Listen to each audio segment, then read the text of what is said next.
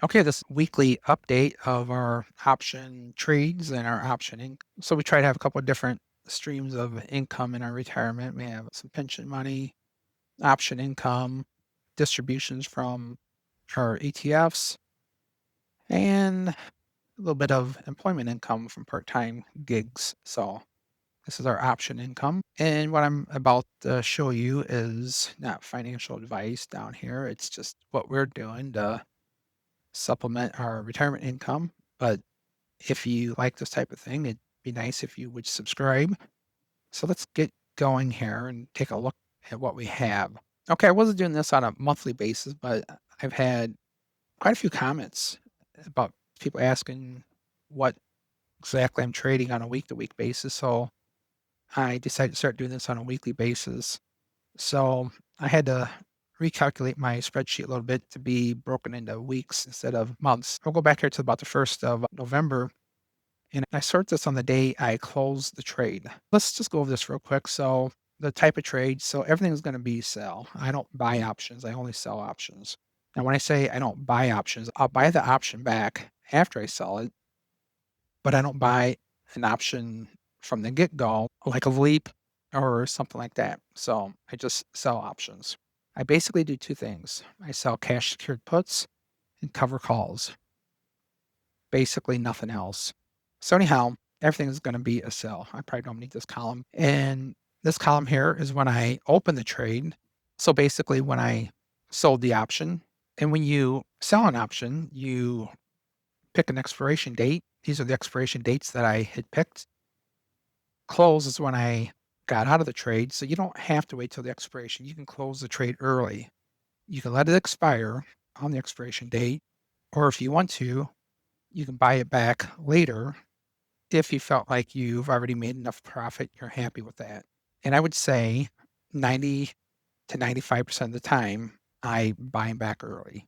And the reason is because as time goes on and the price of the stock goes up, this option contract is worth less and less, which is good for you because I sold something and I'm gonna buy it back later.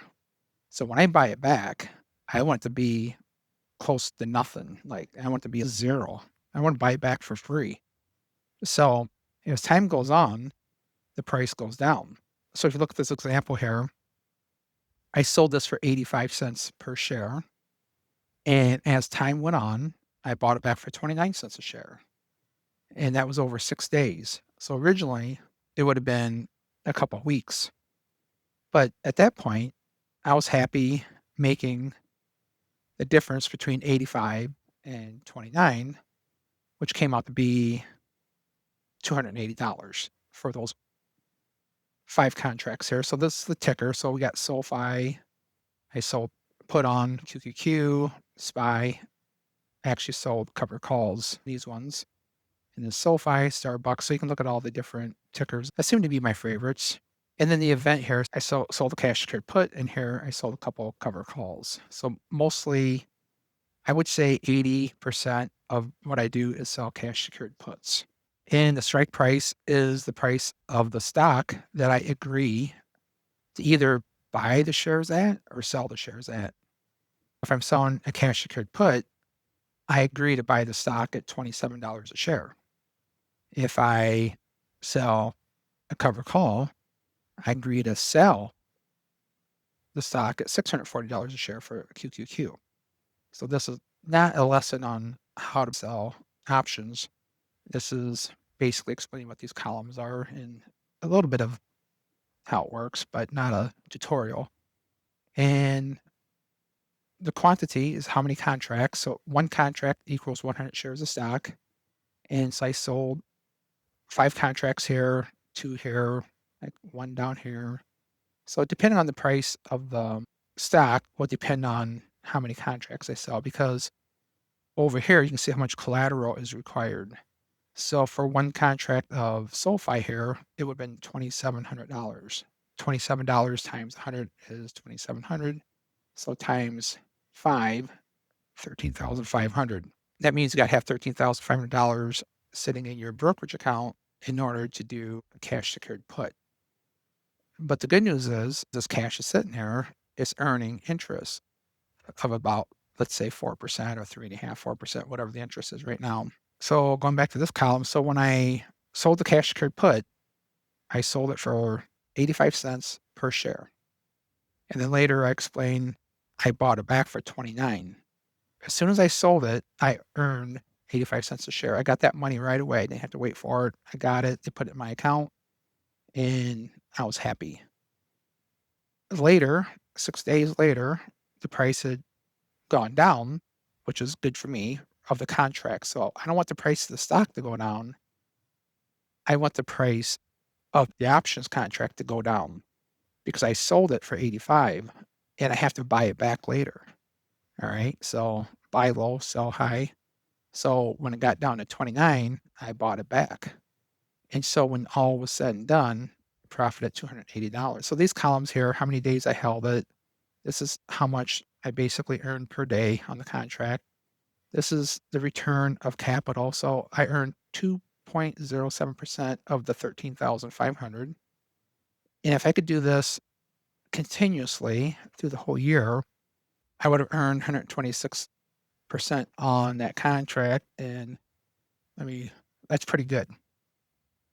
I have a couple of different accounts that we're trading out of. So this is just tells me what account I'm trading out of. So some of these are taxable, some are in IRA. And then the end of the option, this is what happens. I either bought it back, which I usually do. I'm assigned, which means the option runs out and I either have to buy or sell the stock. And that hardly ever happens. When it does happen, 90% of the time it's planned on my part. I want to be assigned the stock, or I want to sell the stock, or I want to buy the stock. Or it just expires worthless, which is good if you don't want to buy the stock, which means I keep the whole amount of income, the premium, and it just expires and I just do it again. And then I have a column over here for notes, and I usually remember things in my head, but as I get so many things going on, I might want to remember, hey, remember that SoFi trade I did? It worked out really well. What exactly was I looking at the day that it happened? So I've been doing a little better about putting some notes in here just for myself. All right, so that's what the columns are. So this is the week back here in November. So the week that just ended was from December 1st to the 5th, so Monday through Friday. And these are the trades that I closed last week. So they could have been open like this one. I opened in November 17th and then November 21st, and got a couple here that I opened actually on Monday and I closed them on Friday. You can see this one here on TQQQ. It was like 16 contracts. That's quite a few contracts, and I had to put up 78,000 in collateral, but I made $1,000 on that. The investment here was 1.27% for 5 days, which is pretty good, or 115% per year. So if I could do this once a week, I would double this money in 1 year. Now, is that possible? Probably not, because not every week is going to work out perfectly. You can see my total returns are pretty good. Anywhere from this one here, I lost money. We'll talk about that one here in a few minutes. But yeah, usually pretty good.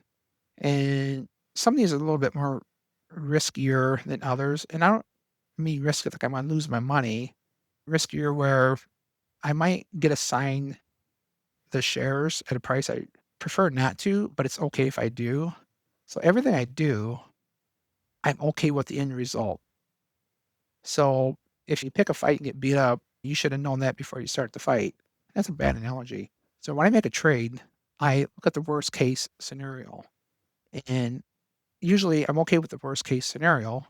I'll go ahead and do it. I sold a cash secured put on PayPal.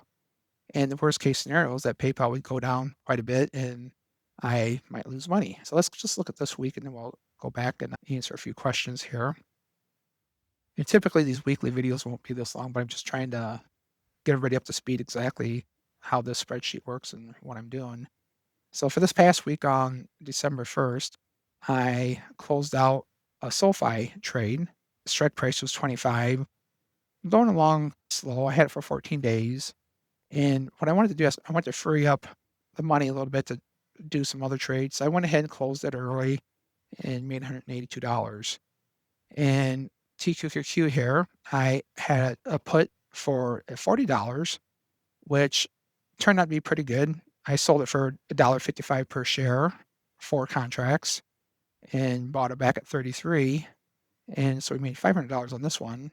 And you can go down here and look at these. This last week, everything I did was a cash secured put. So some of the tickers, SoFi, TQQ, Uber, SoFi again, Robinhood, Celsius, the drink, IoT. I never traded this one before. And I saw a couple other YouTubers. They've been doing puts on this quite a while. And I went back and looked at the charts and it looked like it was a pretty good stock to trade. So I went ahead and sold the cash secured put, strike price 31. The premium I received $88 because 88 cents a share. I sold 1 contract at 88 cents per share. I decided I was going to buy it back, and I actually put 30 cents in for a limit trade. I was unaware, and this was my fault. I should know this. They announced earnings, and this company skyrocketed. The price of the stock skyrocketed, which was good for me because when the price goes up, it makes the cash secured put more worthless. So the price of the contract, the option contract, went down to 3 cents, which is good for me because I sold it for 88 and I bought it back for 3 cents. So I had to pay $3. So of that $88 I originally had, I only had to pay $3 to buy it back, so I made $85. Looking back, and this was over 9 days, I should have bought 10 of these or 20 of these. I would have done quite well. So let's talk about this PayPal here. So this PayPal has not been good to me. Originally back here, I sold 2 cash secured puts and sold them for 90 cents per share. So I was expecting, if you take that times 200, it's $180. I was expecting to make $120 or so. PayPal had good earnings and all this other good stuff. Even though it has great earnings and everything, people just don't like PayPal stock. And so the price of the stock went down to $60, which is not good because I agreed to buy the stock for 65. And so time went on, and when it got to be 11:21, I had to do something. I was either going to buy it for $60 per share or do something else. So what I did, I extended the contract, the option contract, for a month. So when I did, I lost $740 basically. You only lose when you close out of a contract. And then at that point, you look at the bottom line, is it green or is it red? So in this case, it was red, $740. So anyhow, I still have 2 contracts and I kicked it down the road a little bit for about a month. My strike price was 65. It had gone up to 63, which still isn't high enough. However, down here, I extended that contract out and it shows up down here. At this point, I want to free up $6,500 collateral here. So I decided to go ahead and buy it back. I had sold it for $538 and I bought it back for $3.11, which is a $227 profit, which people might say that's pretty good. But I'm still looking at this back here. And if I highlight this one and this one, it shows the total of the two here will be minus $513. So I'm still down $513. Now, if you look close though, up here, there was 2 contracts. And what I did here, I bought back 1 contract and I split up the deal. So here's the other one here. And if you look at the 538 here, if you take that times 100, that's $538. So what my hope is by the 19th of December, the price of PayPal will be $65 or higher. This will go down to 0 and then my profit be 538 and that will offset all those losses. And at least I'll break even with PayPal and not lose money. So now going back to last week, if I highlight these right here, I've got too many here, highlight this one to this one, So these are everything I closed last week, and this is how I keep track of when I close things, and the trade is completely 100% done. So last week I made $3,802, which was pretty good. Now, do I do that every week? Let's go up here and look at this week.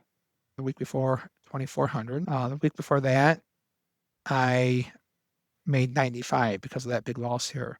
So this week here, we were actually traveling around in the Florida Keys, and I wasn't able to watch this as closely as I wanted to, but we still did okay. A week before that, we made 1,500, and going back to the top here, the very first week here I got is $2,500.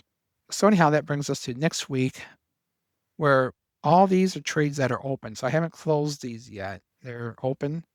If everything went great and everything went down to zero, not the stock, remember.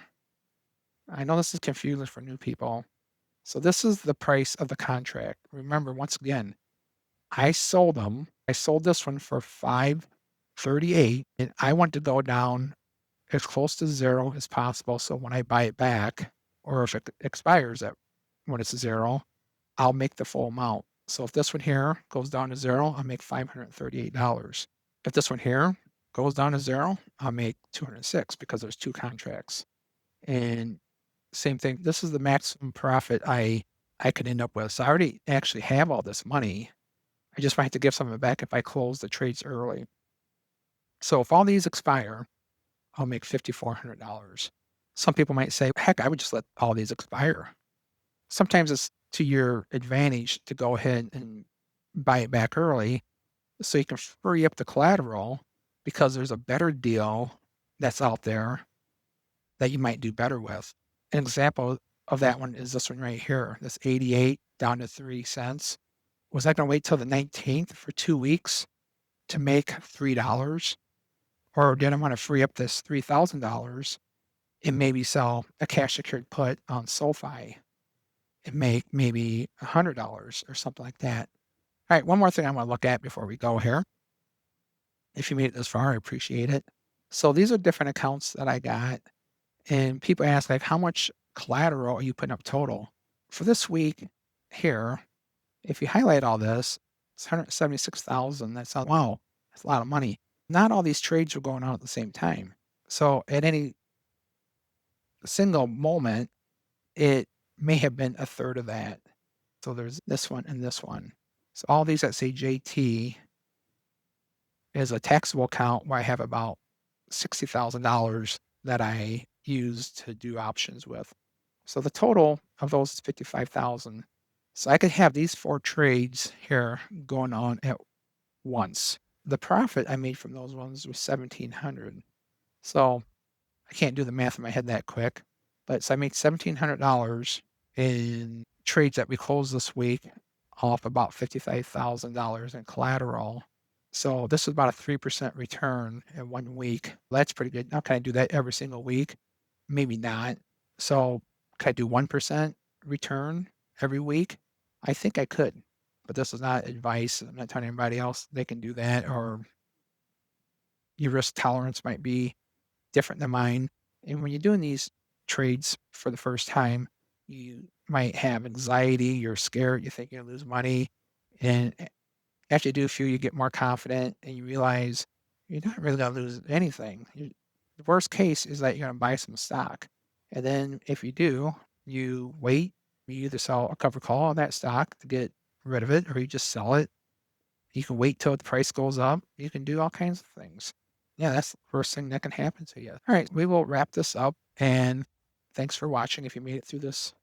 In the future, I will make these videos just a little bit shorter, get right to the nitty-gritty, but I want to explain some of the details about what I'm doing since I've been getting a lot of questions. Thanks for watching. Don't forget to subscribe. And remember, this is not financial advice.